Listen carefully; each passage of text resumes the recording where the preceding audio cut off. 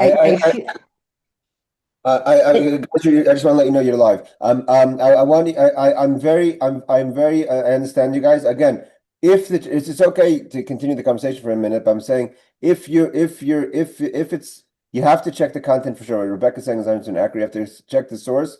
I'm not sure if legally they could say that they're quoting Steinsatz's. I mean, I'm sure they cannot. You can't say that the translation we're using is X, Y, and Z, and then manipulate the text. However, if you're just going to go without checking who you're using and who the text is and what the basis is, it could very well be that it's Jewish, not Jewish thinking, not religious thinking, or even non-Jewish thinking. So that again, like Rebecca said, there's issues there. All right, ladies and gentlemen, let's start with our class here, and that is the laws of Shabbos.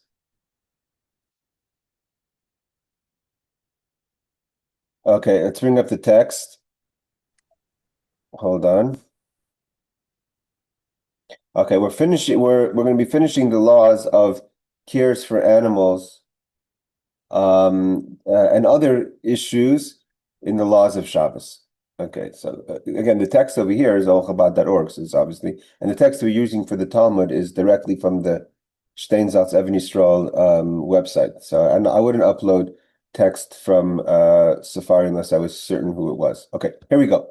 Law number, we're in laws, chapter numbers 87, law 19. So we finished these laws. We were discussing the main part of this, the bulk part of this chapter is dealing with the laws of cure for animals on Shabbos.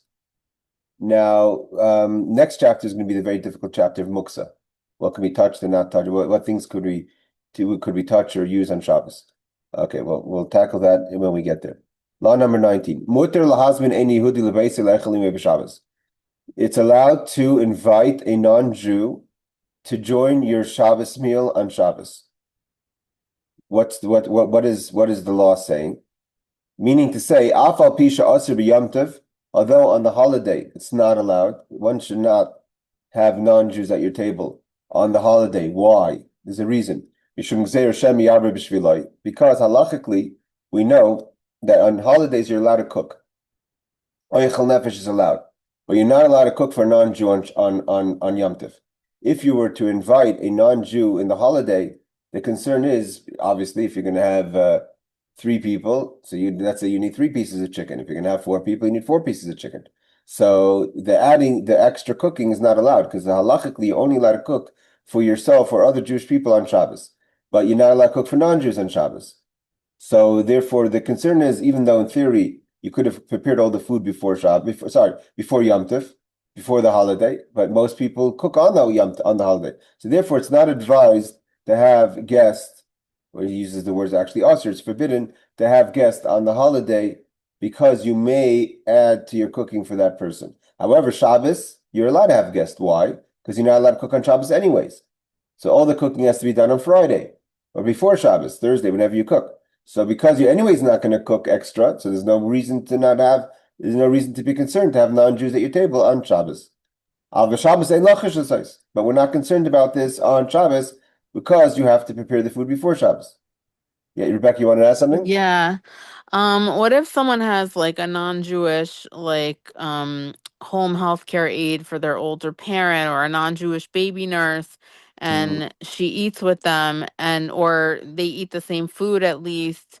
Like, isn't it like really not nice? Like a Chil Hashem almost to like not cook for like to like not give them if you're making food, let's say on the first day of Yontif, like not to make enough for them.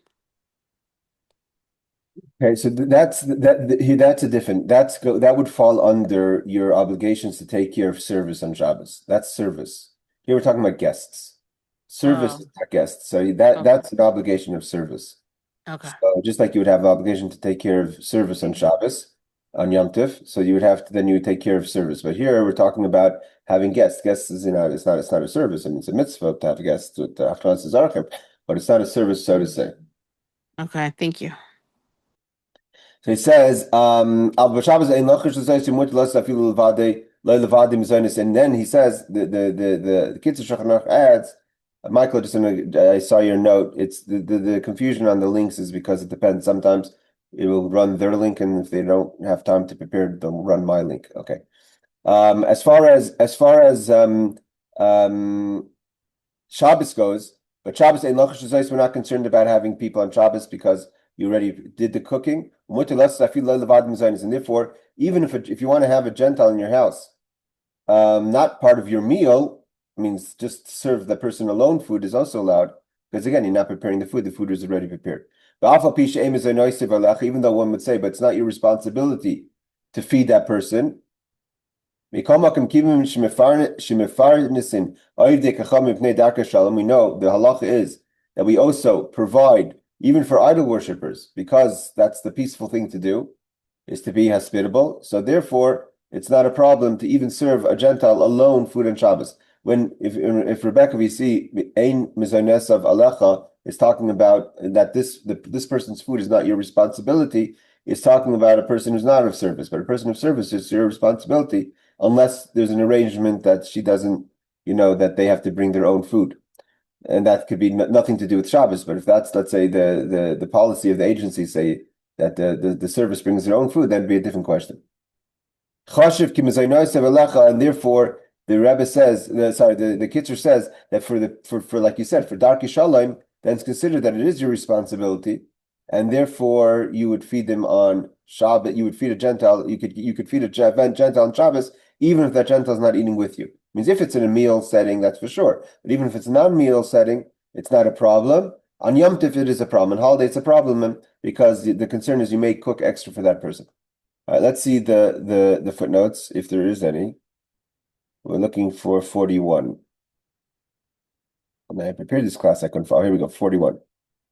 Let's see, what are we talking about here? Although it's not your responsibility to feed, nevertheless, since we are told to feed the non-Jew, regardless of his financial situation. Here, the Mizrahi and I think again, Machzeh Shekel, Shach in Yordea says that it's not. We're not even talking about a case of charity.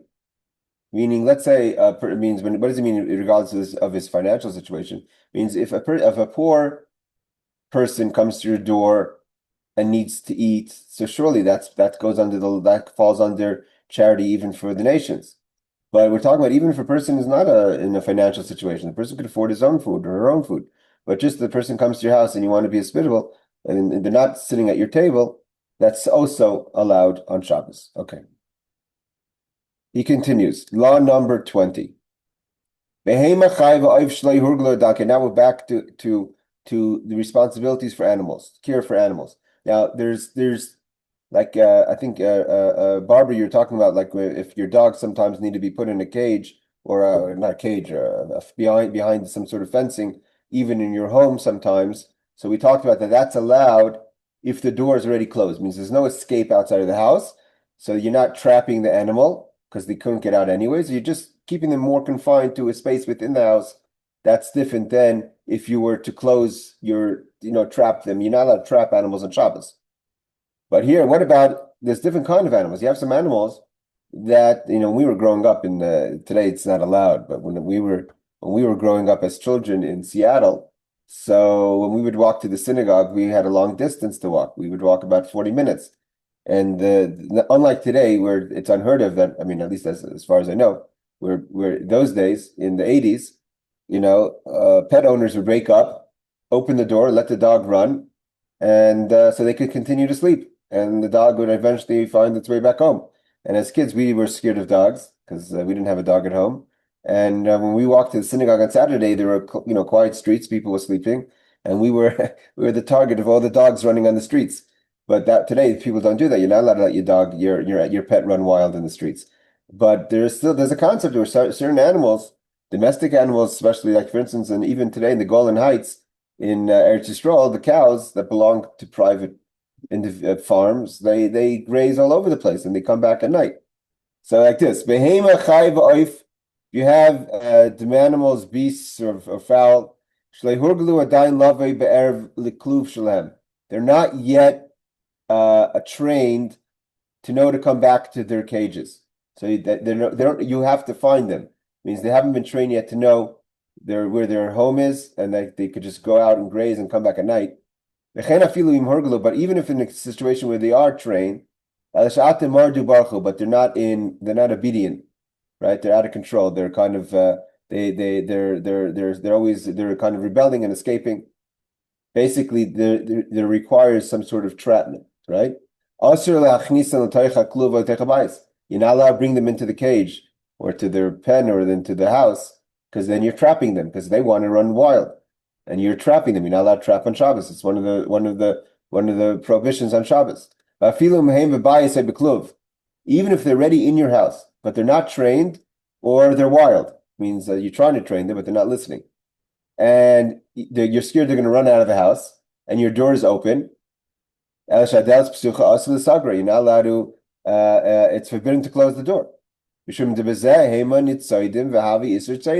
Because by closing the door, you're trapping them, and it becomes the prohibition of trapping, which is a violation of Shabbos. So basically, what do you do in a scenario like that? If you have such an animal, you have to have a plan, a strategy before Shabbos, not to ever allow them to be in a scenario where you're forced to close the door on them. Now we're going to go to the footnotes about what about if it's a danger? What about letting the animals out and, is going to cause them to get harm? Let's say the coyotes are running around. So let's see, nothing against coyotes, but just in case. Let's see footnote number 42. Okay, so this is the law of the Kitzur. So he says like this: the malacha the oraisa of tzeda. What is the biblical prohibition of trapment? Is capturing or trapping applies to those animals and birds that people usually capture on trap. That's the violation. Like you wanted to trap a rabbit, a wild rabbit, or a deer, right?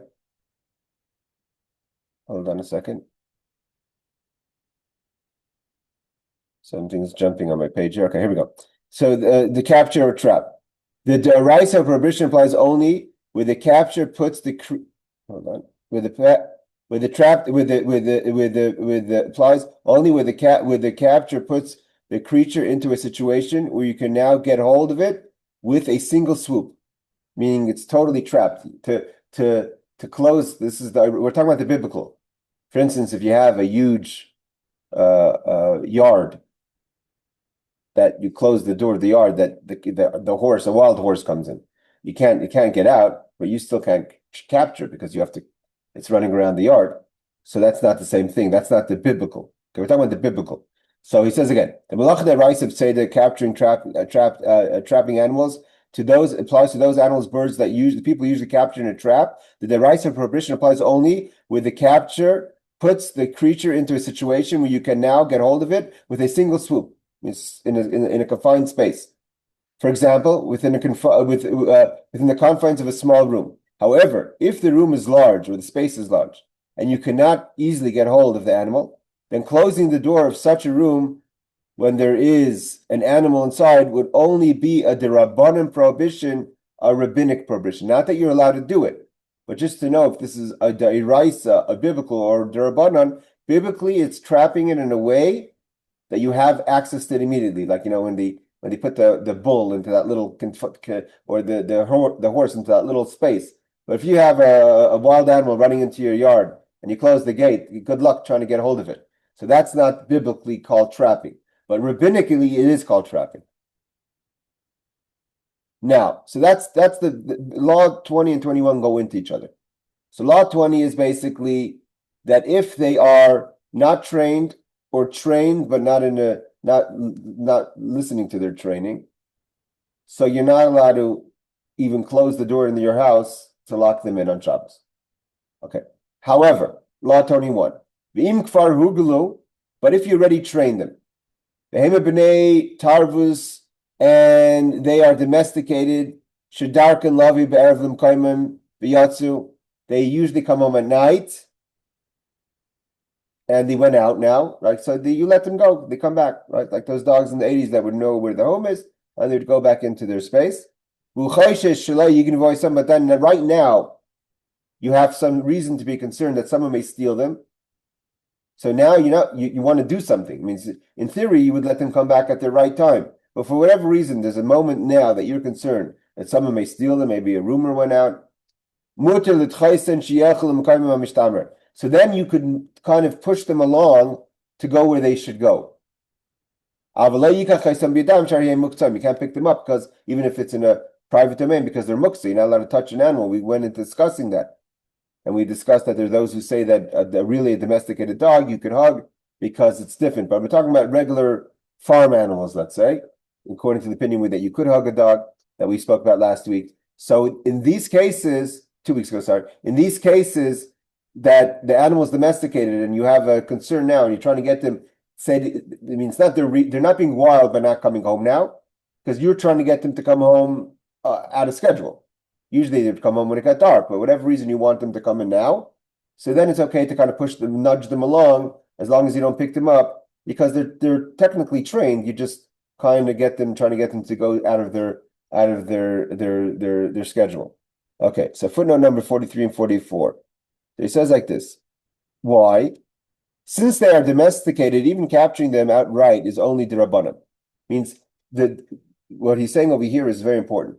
The biblical prohibition of entrapping animals is only to wild animals. The very fact that they've already been domesticated means that even entrapping them would only be a violation, a prohibition rabbinically. Driving them is permitted in such a situation, so says the Shulchan Aruch 316 and the Mishnah Berurah 316-37 and the Kehilchatah. Okay, so that's why in this case you're not going to trap them, but you're kind of going to push them along. That is allowed. So it's not only you're not doing even a rabbinic prohibition by pushing them along to come home early if for whatever reason you got a scare and don't want them to be out, or whatever reason. He gives an example. I think is only an example. Let's say there's bad weather conditions, it would be the same idea, right? If it's raining or it's about to rain or it's hailing or something, something that you're not comfortable with them being out anymore, it would be allowed. He says this: if only capturing them by hand will keep them from escaping, what happens if, let's say, it's a rabbit or something, right? I don't know. Maybe I don't know if you could domesticate a rabbit to the extent that it would come back home. But let's say you can, or a cat or something. So you can't nudge them along. They're just not going to come. So if only capturing them by hand will keep them from escaping, we're talking about domestic animals that know on their own to come home, and you're trying to get them to come home or into their space, their safe space, outside of their normal schedule. So the Mishnah Berurah in 30570 says, seems to lean towards the ruling of the Magen Avram, who prohibits handling muksa even where the loss of the animal may result. Means the person says, 1 second, I need to pick up the animal because it won't go into its space. So the Mishnah Berurah says, based on the ruling of the Magen Avram, that you're still not allowed to pick up the animal. Eliyahu Rabbah and the Chazon Ish disagree and allow capturing them by hand to prevent the animal's escape. See also the Mishnah Berurah 308-151. I'm not sure, but maybe the Mishnah Berurah over there brings down a second opinion. The Chazon Ish was I think a little after the Mishnah Berurah. The Chazon Ish passed away about 1930s or so, and the Mishnah Berurah, the Chafetz Chaim passed away before. But either way, there's the Mishnah Berurah is the Shulchan Aruch of the Mishnah Berurah. The Chazon Ish was a posek who passed away here in Eretz Yisrael. All, of course, there's different opinions. So the opinion of the Chazon Ish is that in the case of concern and the animal won't come in, you could pick it up, where the Mishnah Berurah is more strict and says you should not pick it up. Okay. How about assisting animal birth on Shabbos? If you're a farmer, what have you. So he says like this, in law number 22, Ein miyaldin es behema b'Shabbos. One is not allowed to deliver an animal of its offspring on Shabbos, va'afilu l'sa'ada, even to assist it, hainu she'oiches is avad shle'ipol aretz, meaning to say, to catch the animal that shouldn't fall down on the ground, also is prohibited. So says the Kitzur Shulchan Aruch. Let's see footnote number 45. Okay, you have to remember something that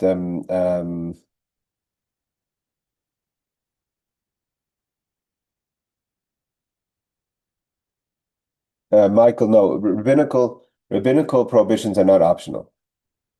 The difference is just in the severity of the transgression, and there are, unless the Shulchan Aruch, based on certain principles of how in what cases the Shulchan Aruch, the code of the Jewish law, would allow a rabbinic scenario. There's different structures of how we would approach under extreme circumstances if it was a rabbinic or a deraisa, if it was biblical or rabbinic. But just to say, well, I don't want to accept the rabbinic, that's actually not allowed at all. We accept all rabbinic rulings are final, but in the structure of law, the law may find reason to be lenient if it's rabbinic versus biblical. But on our own, we don't have the right to say, well, I don't accept rabbinic rulings, it doesn't work for me. Okay, because excellent. I'm glad you understand that. Okay, perfect. All right, footnote number 45. Okay, so the Kitzur says you're not allowed to assist at all in the delivery, right? So the Magen Avram 332 says like this: where there is danger to the life of either animal, meaning the mother or the child, you may ask a non-Jew to aid in the delivery, because you're not allowed. Amira lenachri in general on Shabbos is prohibited. You're not allowed to ask a non-Jew to do an act on Shabbos for you, to turn on the light, make a fire, cook food. You're not allowed to. But again, in this situation where the delivery of the child could harm the animal, the delivery of the baby of the animal could be harmful for either the mother or the animal, so then you're allowed to ask a non-Jew to aid in the delivery. If there is no one available, you may help in the delivery. So says the Chazon Ish. The Chazon Ish says that even if for whatever reason, okay, obviously it's not always there's someone around to help you, so then you could do it on your own. Obviously, if there's someone around, better to ask someone else, a Gentile, to help. But the Chazon Ish says even if there's no one around and there's a concern of harm to the animal, then you could yourself assist the animal. So says the Chazon Ish and the Pri Megadim. Okay. So his structuring this footnote is a little interesting.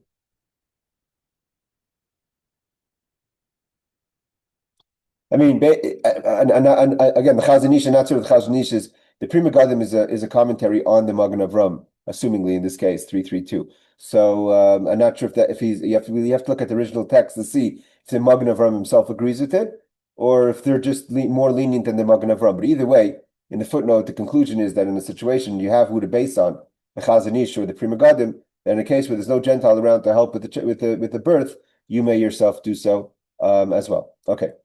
Footnote number law number 23. A wound, a fresh wound that was afflicted on the animal, sheyesh lebehema tsar mimenu, and the animal has pain. So sachin oisa b'shemen, you're allowed to apply oil as a way of an ointment to relieve the pain on the animal on Shabbos, if it's a fresh wound. Ava b'soif, if it's a wound that's already been there, she'ena sicha lim shum tanig asur, where the ointment is only going to kind of is only for extra comfort, but the basic healing already started already, so that's forbidden. You're not allowed to do the extra comfort on Shabbos, but the initial healing to help the animal in its wound, you're allowed to. Okay, let's see footnote number 46. Because he says it's considered unnecessary and bothersome activity for the person, and you're not allowed to do a bothersome activity on Shabbos, so you are not allowed to put the ointment on the animal if it's an old wound. Okay. How about animals eat sometimes things they shouldn't be eating and get into some pain? And how could you help the animal in such a scenario? If the animal eats too much vetch or other kind of foods or grains or grasses that may cause it indigestion and pain, you could take the animal to run around in the yard, to tire it out and kind of heal it through the kind of running out jogging out the pain.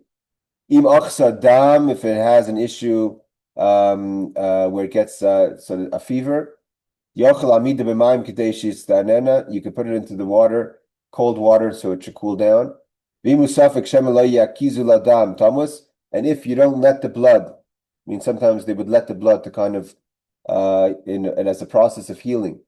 So if you are concerned the animal will die if you don't do that, so you're cutting a wound on Shabbos, you could ask a Gentile to do it So any kind of healing, and you could take it you could have a vet come by, obviously in a way that's permissible on Shabbos, to treat the animal.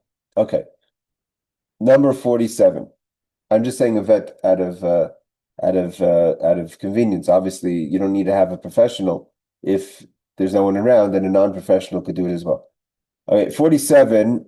The prohibition against administering remedies does not apply to animals. So ideas of medicines, not that we're going to have to learn about later. But there's not using certain medicines on Shabbos is not allowed, vitamins, etc. So you have to. We'll get to that in its right time, but that doesn't apply to animals anyways. So the different kind of remedies that we would do to try to help the animals allowed on Shabbos.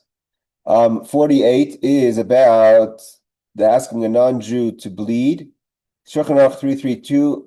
But Mishnah Brura and Chai Adam rule that even in order to prevent the animal from experiencing pain or illness, you may ask a non-Jew to do the bleeding. So again, the Mishnah Brura is lenient in this case and says it doesn't have to be in such a severe case where the animal may die. You know the animal won't die, but it's in extreme pain. Even in such a case, the Mishnah Brura and Chai Adam says you could ask a non-Jew to do it on Shabbos. Now, of course, you have to remember something. We're not talking now about the laws of Amir al-Nakhri, of what you can and cannot tell a non-Jew to do. In the laws of telling a Jew and non-Jew, there's a lot of leniencies. For instance, if a non-Jew would walk into your house and see your animal in pain, even according to the opinions that would say that you're not allowed to tell the non-Jew to do it, for the non-Jew does it on his own, doesn't mean you have to stop the non-Jew from helping. And there's many scenarios of how that law, there's room in Amir al-Nakhri in asking, means to straight out go to a Gentile and say, turn on the light for me on Shabbos, or turn up the flame for me on Shabbos, or turn on the air conditioning for me on Shabbos, is complicated. You're not allowed to, unless there's scenarios that allows for it. But there are ways for asking the non-Jew to do something that you benefit from, as long as the non-Jew benefits, etc., etc. So there's scenarios, and those are the complicated laws. They're not simple laws of Amir al-Nakhri. What could you say to a Gentile to do on Shabbos for you? Here we're talking about the strict letter of the law, to go to a Gentile and say, please help my animal. But if a Gentile were to walk in, or you some way or another get the animal to the Gentile, and he sees this or she sees the situation and helps it, obviously we're not saying you have to prevent the Gentile from helping the animal. And again, the Mishnah Berurah says you're allowed to even tell the Gentile if the animal's feeling pain. But the question that we're having is a strict letter of the law of how do we deal with Amir al-Nach with animals. So you're allowed to, according to the Mishnah Berurah, even initiate a conversation with the Gentile to ask if it's relieving its pain. And even according to the opinions that would say no, it has nothing to do, there's the same leeway that you would have with Amir al-Nakhri and any other prohibitions on Shabbos would most probably apply to this scenario as well. Okay. We are, I think we finished 48, right? Yes. Okay, now we're going to get to the very complicated laws of Muksa. And what do I say the complicated laws? Because it's not so simple. If then my computer works with me.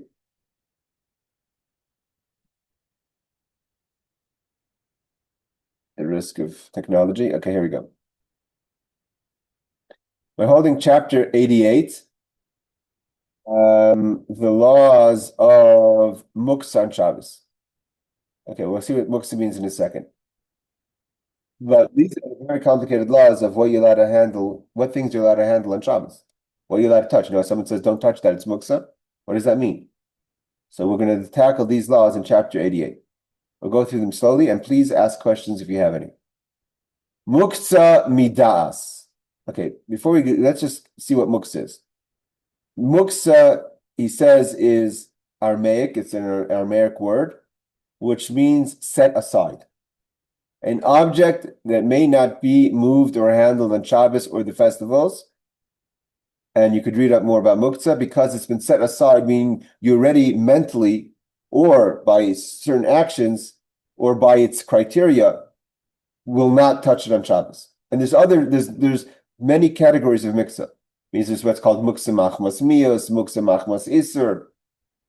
There's what means the rule of Muksa means it's been set aside. What makes it set aside could have different criteria. There's a Mios means something that's disgusting. And normal people wouldn't touch it because of its Mios, because it's appalling. So that means on Shabbos you're not allowed to touch it because mentally a normal person has made a mental note in their head saying I won't touch this because it's meals. So because that makes it forbidden to touch it on Shabbos. Then you have muktzah machmas iser, where the prohibition it's something, for instance, a candle. You're not allowed to light a candle on Shabbos.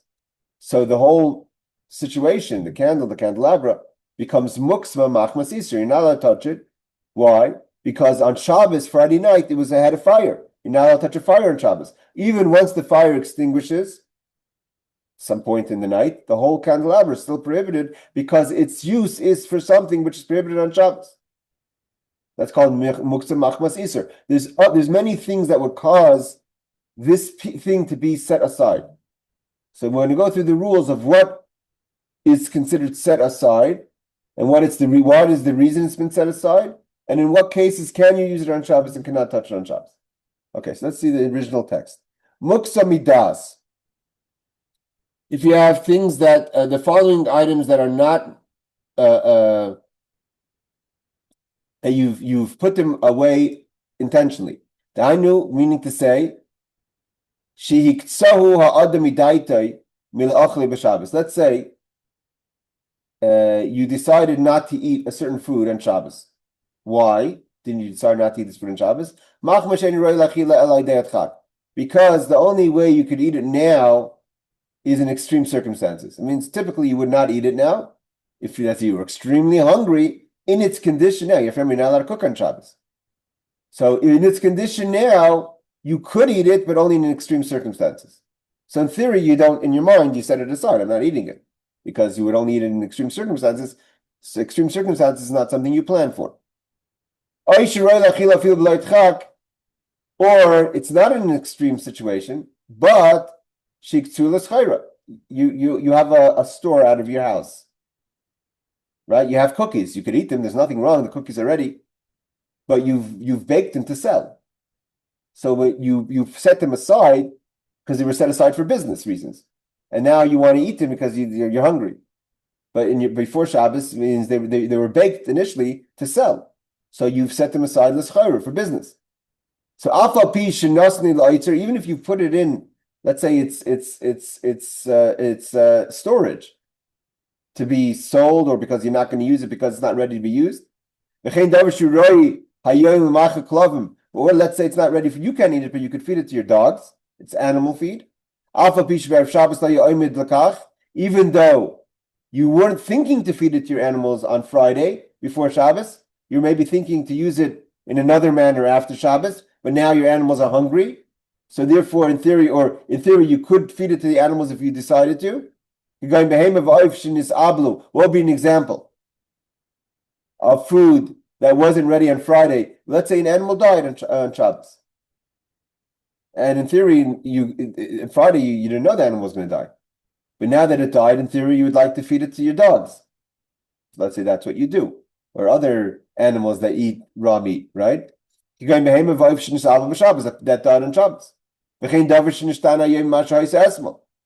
Or something that changed from how it was yesterday, that now its circumstances have changed. But it still can be used for something. For instance, we're not talking about food here.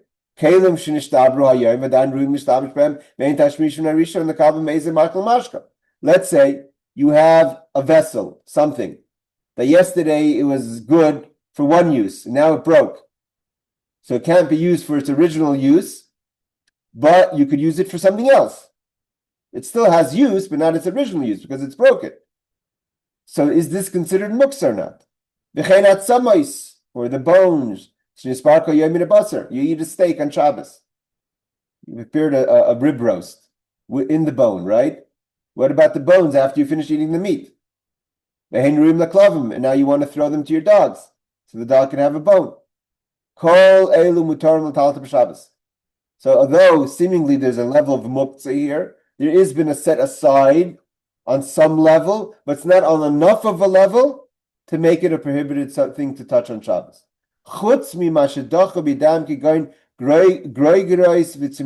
He says aside for things that you mamish reject like drying dates and raisins, which we're going to learn in the footnote, that the process of drying dates and raisins, during that process, it's mamish put aside. You have no intention to use it. It's even not, it's, in that transition that the dates go into being dry from fresh fruit to dry fruit is really something you don't touch. So then it's totally set aside. But otherwise, all the scenarios that we quoted until now of things that kind of were set aside, or their circumstances changed, and now you want to use it for another use, like the thing that breaks or the bone off the steak.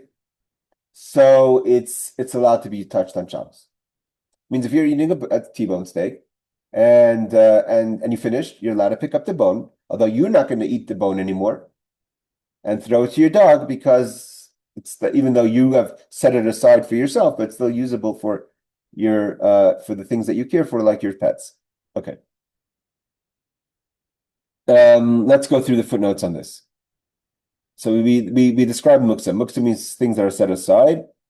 And so, for instance, things that you put away for sale. Shulchan Aruch 3:110. So even though you put it away for sale, let's say like I said, cookies, you made cookies to sell. So in theory, you put it away. You don't plan on using it, but for whatever reason that changed, the plan changed. So you're allowed to touch them on Shabbos. You're allowed to eat them on Shabbos or touch them on Shabbos.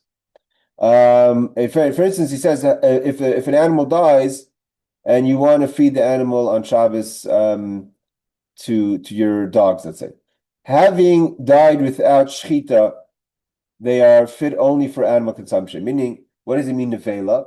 Means if you slaughter it, it's different in theory, but you're not allowed to slaughter on Shabbos. But in theory, slaughtering is not the problem, because it means you're allowed to slaughter on Yom Tov. Yom Tov you're allowed to slaughter. If you, according to we'll learn in the laws of Yom Tov, what are the conditions to slaughter on Yom Tov? But halachically, you could slaughter on Yom Tov and make the food on Yom Tov. But here we're talking in a case where you couldn't slaughter before Yom Tov. I'm not going to go into the details. But here we're talking about you didn't slaughter it to make it permissible for human consumption. Kosher consumption means Jewish people only eat meat that's been halachically slaughtered.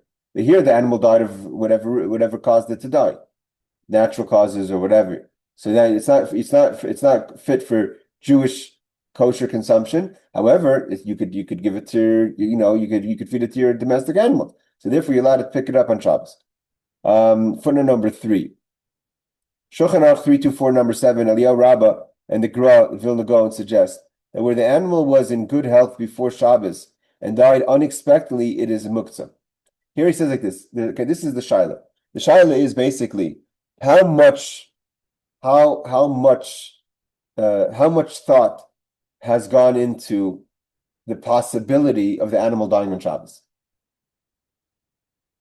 If there's absolutely no thought that this animal should die on Shabbos, it means you totally had no plan. There was no scenario.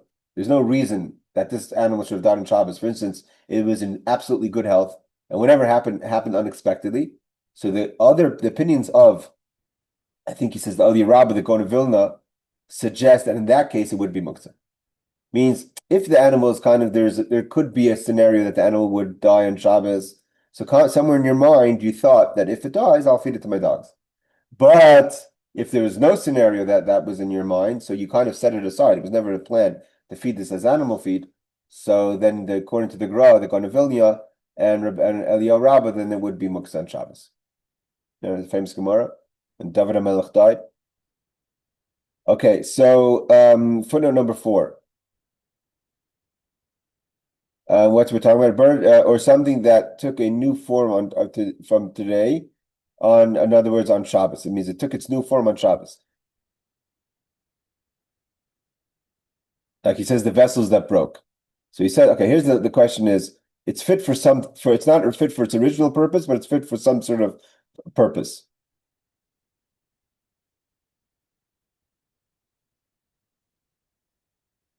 What would be the purpose? He gives an example. To hold food or drink means it wasn't made for that, but now you could use it for that. It is therefore not considered noilad. The question is like this. A newly formed object. There's another prohibition. On Shabbos, you're not allowed something that's come into form.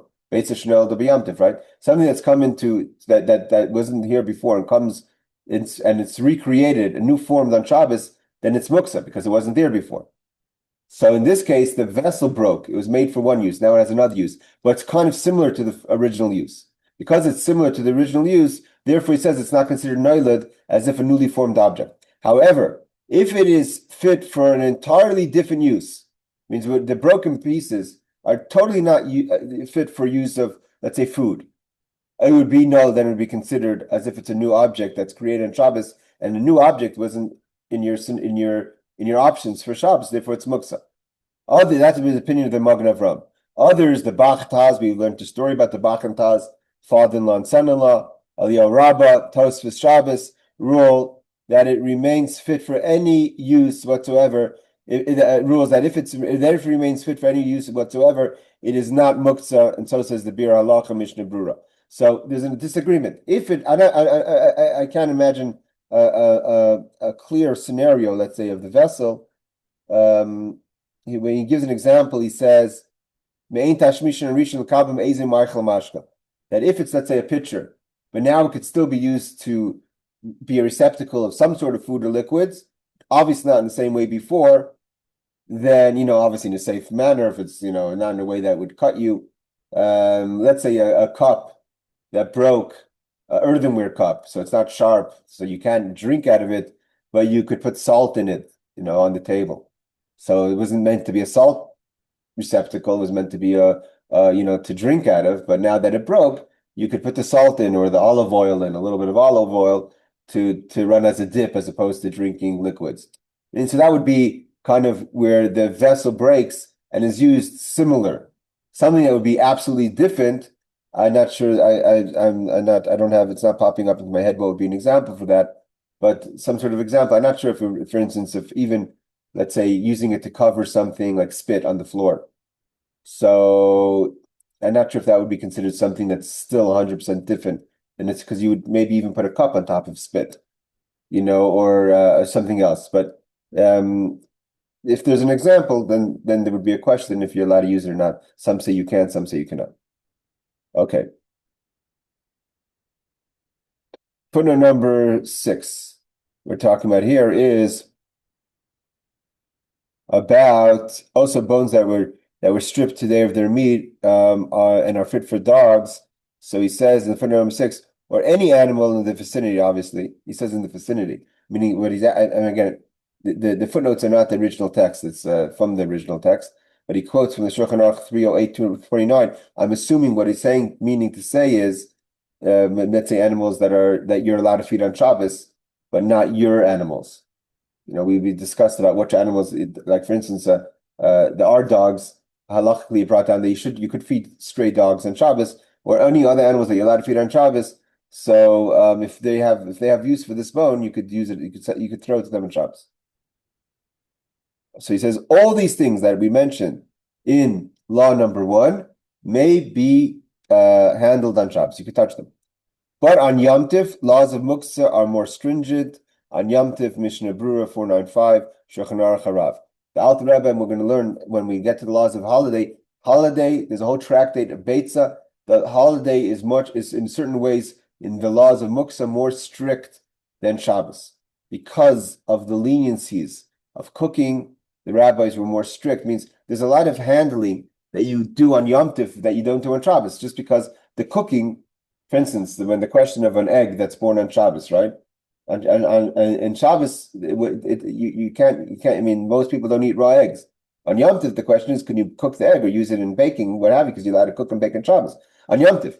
So the laws of handling muktzah on Yom Tif in certain ways, the Mishnah Brura and the Shulchan Aruch Harav say that you can't learn what we're learning now to apply it necessarily to the laws of holiday, because then you have to check the laws of holiday because they're more stringent when it comes to the laws of muktzah, of things that you can handle. Although obviously other things that holidays are much more lenient than Shabbos, you're allowed to cook on Yom Tif, but because you're allowed to cook on Yom Tif, therefore there's more concern that you may touch things that you're not allowed to touch on Yom Tif. You would use them in ways that you shouldn't on Yom Tif. Okay.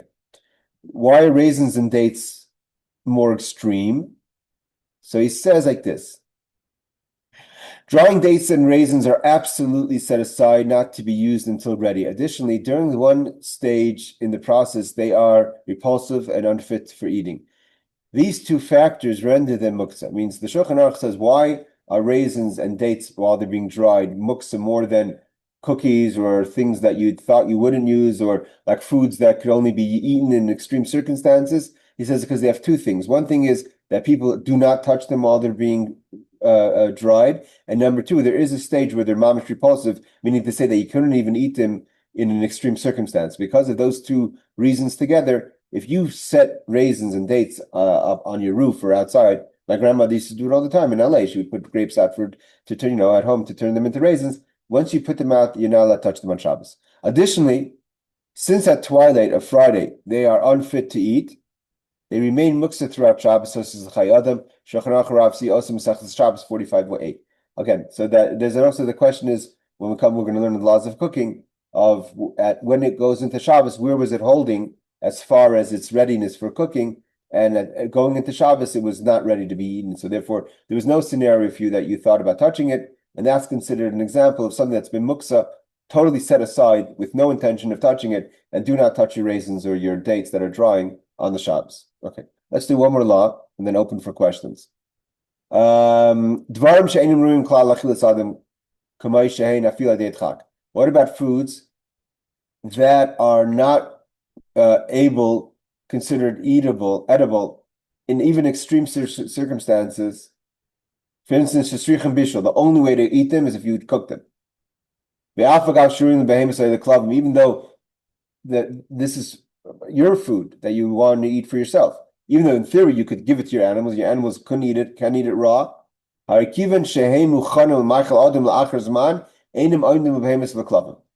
there's the difference. For instance, if you have a steak in your freezer, you can't eat it raw, right? In your fridge, you can't eat it raw. But in theory, you could throw it to your dog, but you're not throwing a steak to your dog. You're throwing a bone to your dog, not your steak.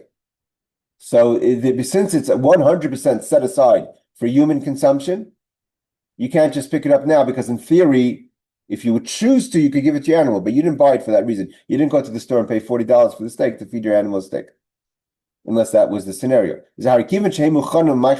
Since they were set aside for human consumption, not now on Shabbos because they're not cooked, but Saturday night you could make the steak. And they're not, therefore you didn't buy them and they're not made for animals, therefore they're muksa. There are certain things that they have absolutely no practical use on Shabbos. Wood or feathers of a bird, or skins, hides of animals, semer or pishtan, wool or flocks. These are things that are just materials. You have absolutely no use for them on Shabbos. And now we learn the laws. Animals, even domestic animals at home, are considered muksa. Again, we discussed 2 weeks ago, about certain home pets that are very attached to people, if you're allowed to hug them on Shabbos, and there's leniencies about that, but we're talking about in general animals at home. Or, this is the complicated, klipe goizim, klipe beitzim, peels of nuts and eggs, batzamis kashis, very hard bones that have no use, shein ruin lafil klavim, even dogs won't eat them. Udlasis v'chalonis abayis, your door, let's say you have a movable door, you're not allowed to pick up your door on Shabbos, it's muksa. You're allowed to open and close your door, but you can't, like, let's say you have a window that goes in and out. If that the laws of Shabbos are very strict about what you're allowed to touch on Shabbos. So just windows and doors, planks of wood, you're not allowed to touch on Shabbos. Also the tleisim of Shabbos, you're not allowed, in a scenario where you're not allowed to hang them up on Shabbos, like we learned the laws of what kind of doors and windows could be closed on Shabbos. But if it doesn't meet the conditions that you could use them on Shabbos, therefore they're muksa. Or if something breaks and they have absolutely no use, if you have a vessel that breaks that has no longer any use at all, anything like this, asur matilta, this is what's considered muksa. When we call makim, kliz, what about if there's a danger? A pitcher shatters, has no use. But if you leave it on the floor, obviously it's going to cause harm to children or animals. We call makim, kliz, and that happens all the time. Obviously, on Shabbos, you're handling a lot of dishes with guests. Dishes break all the time, so do not leave it on the floor. You're allowed to pick up the broken pieces of glasses because it will cause injury. All right. Footnote number 9. What are we talking about? Since it is meant to be eaten by people afterwards, okay, we're talking about food that's for humans. And therefore muksa, so the Mishnah Berurah says it's muksa. because you're not going to, it's not, you didn't buy the steak for the animals. So any kind of, if you have raw fish, whatever it is, doesn't make a difference. It's food that is not, that can only be edible if after Shabbos. There's no way that you could eat this food today. It's muksa, end of story.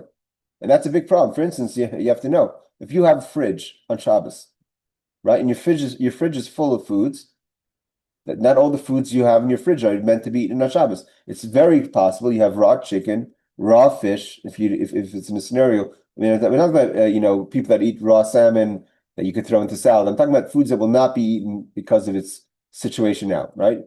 A person will not eat a raw rib steak. I mean, most people, 99% of people will not eat that. It's dangerous.